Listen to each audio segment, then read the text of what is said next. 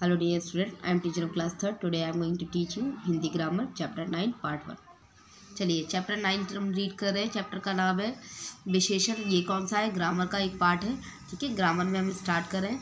क्या दिया है? नीचे दिए गए चित्रों को ध्यानपूर्वक देखना। चलो, मोटा लड़का, दो घोड़े, ऊंचा पेड़ और गुलाब। तो अब बताइए, लड़का कैसा है? लड़का कैसा है? मोटा।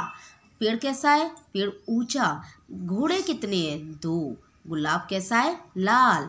तो इन प्रश्नों के उत्तर में जो शब्द आप पढ़ रहे हैं, जो शब्द प्रश्नों के उत्तर में जो आप शब्द पढ़ रहे हैं, वे कुछ चीज़ों की क्रमशः मोटाई, संख्या, लंबाई, रंग बता रहे हैं। ऐसे शब्दों को ही हम विशेषण कहते हैं। अगर परिभाषा के रूप में पढ़ें तो सर्वनाम, संज्ञा या सर्वनाम की विशेषता को बताने वाले शब्दों को विशेषण कहते हैं। संज्ञा हमें पता है क्या होती है, किसी का भी नाम संज्ञा होता है। और सर्वनाम, अगर सर्वनाम की बात करें तो संज्ञा के स्थान पर प्रयोग किए जाने वाले शब्द सर्वनाम कहलाते हैं। तो इन्हीं शब्दों की, इनकी जो विशेषता को बताता है, इनकी जो इंपॉर्टेंस को बताता है, विशेषता को बताता है, गुण को बताता है, उसे हम विशेषण कहते हैं। विशेष्य क्या होते हैं? अब विशेष क्या होते हैं?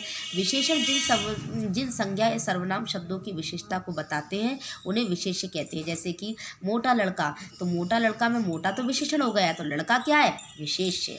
दो घोड़े, दो तो आपका विशेषण है और दो घोड़े क्या हो गया? विशेष्य। उसी तरीके से ऊंचा पेड़ में ऊंचा आपका विशेषण और पेड़ आपका विशेष्य है ना।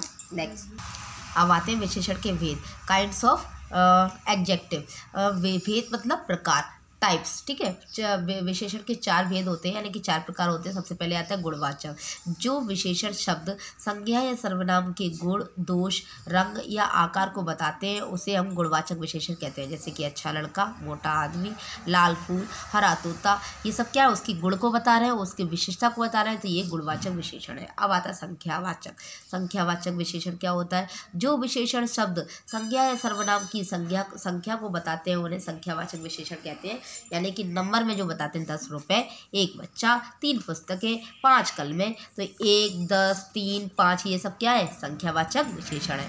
अब आता है परिमाणवाचक। परिमाणवाचक विशेषण क्या होता है? जो विशेषण शब्द संज्ञा या सर्वनाम के परिमाण यानी नाप, यानी कि माप तौल, जैसे कि देखो बता दिया, परिमाण यानी माप तौल का बोध कराते हैं, उन्हें परिमाणवाचक विशेषण कहते हैं। जैसे कि 1 मीटर कपड़ा, 2 लीटर पानी, 5 किलो सेब और थोड़ा दूध, ये सब क्या है? नाप को बता रहे हैं, माप तौल बता रहे हैं। तो ये सारे शब्द क्या कहलाएंगे? आपके विशेषण कहलाएंगे। कौन से?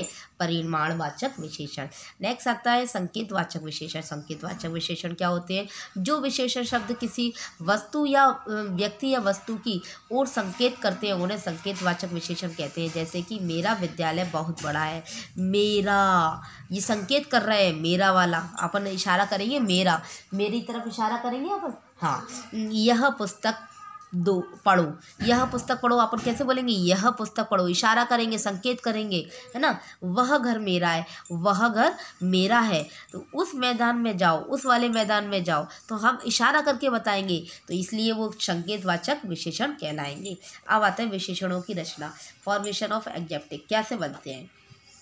कुछ शब्द मूलतः विशेषण होते हैं, जैसे कोमल, कठोर, गर्म, ठंडा, उथला, खरा, खोटा, गहरा आदि। परंतु आवश्यकता अनुसार कुछ शब्दों में परिवर्तन करके विशेषणों की रचना की जाती है। संज्ञा के अंत में इक जोड़कर।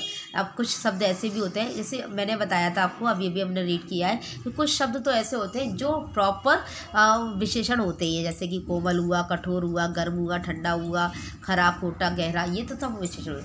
कुछ ऐसे होते हैं जिनको संज्ञा से बनाए जाते हैं विशेषण। कुछ शब्द ऐसे होते हैं जो संज्ञा से बनाए जाते हैं, जैसे कि देखेंगे, एक लगाकर, लोक में लौकिक, दिन में दैनिक, नीति में नैतिक, धर्म में धार्मिक। एक लग रहा है ना, ई छोटी ई की मात्रा और क है ना। ऐसे राजनीति में राजनीतिक, अर्थ में आर्थिक। उस तरीके से आपकी टेबल दी हुई है। पूरा चैप्टर कंप्लीट हो रहा है।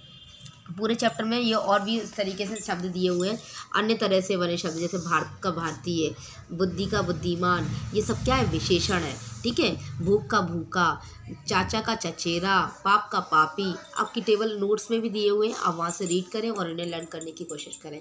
इस तरीके से ये चैप्टर फिनिश होता है। आप नेक्स्ट में हम एक्सरसाइज को रीड करेंगे। अभी आप इसे एक बार फिर से रीड करने की कोशिश करें। Okay, thank you.